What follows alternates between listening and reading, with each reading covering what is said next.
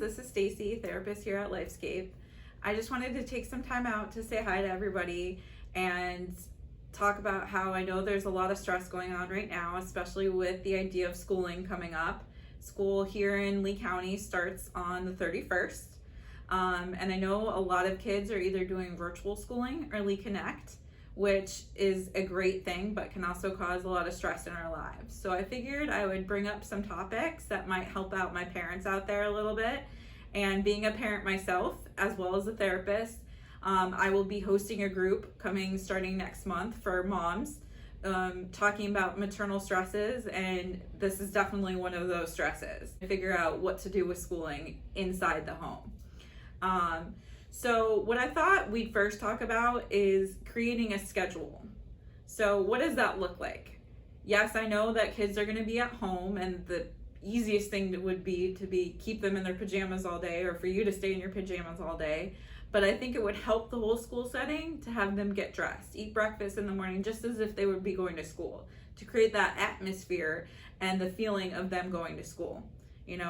Design a space for them so that it is a school-oriented space. Maybe if you have a corner that you can set up a desk, or somewhere that's not the normal kitchen table setting, a space that it limits the distractions for them so that they can focus primarily on the idea of schooling.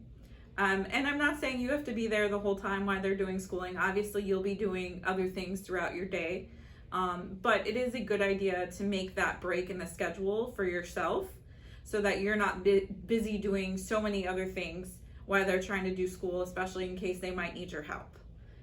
Taking that time and setting it aside to help them with their schooling, and making it kind of the same hours as a typical school day, whatever that may look like for them, as well as you.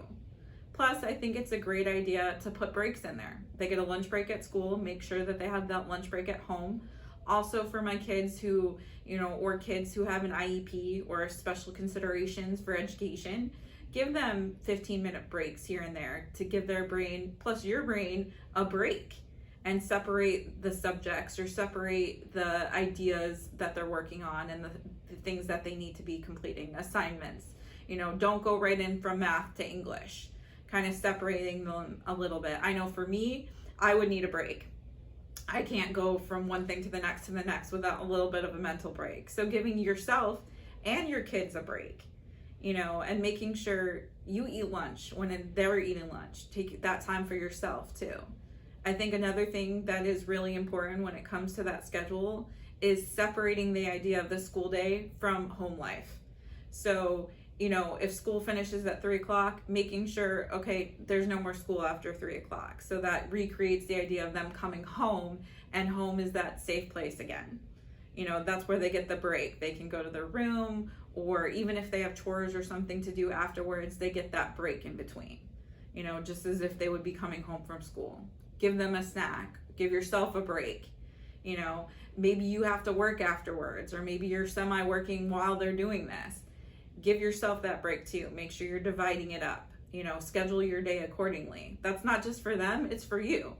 As a mom, I'm doing 600 things at once. And yes, that's a bit of an exaggeration, but that's how I sometimes feel. As a therapist, same thing. So give yourself that break too and say, okay, school's over. We're going to take a break, and then we're going to go into something else.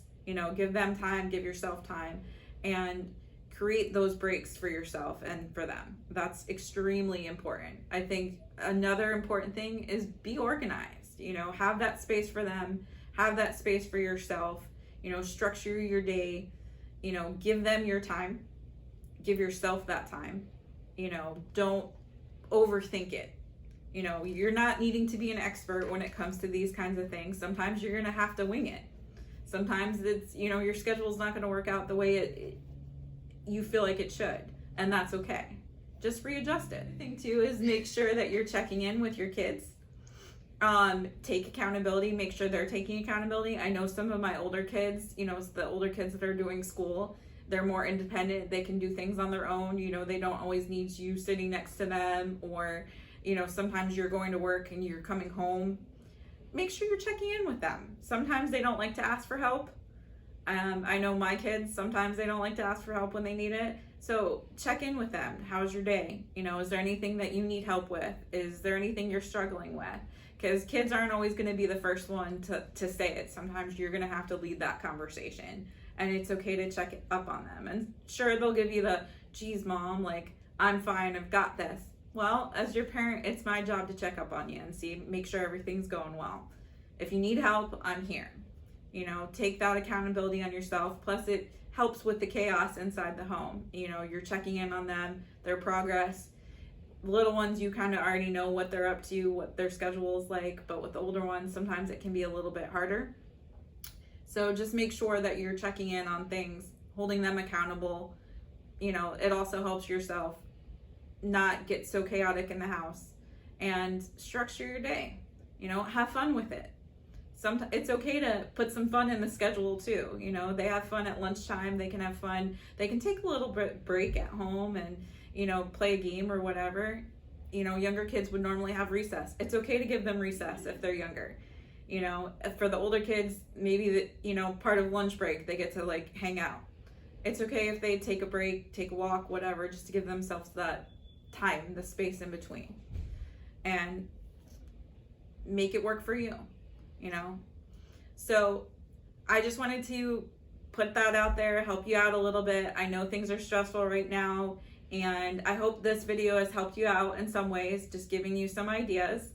And as always, come check us out at www.lifescapecounselingservices.com and check out my group starting next month. And as always, thank you for watching. Thanks, Lifescapers. Bye.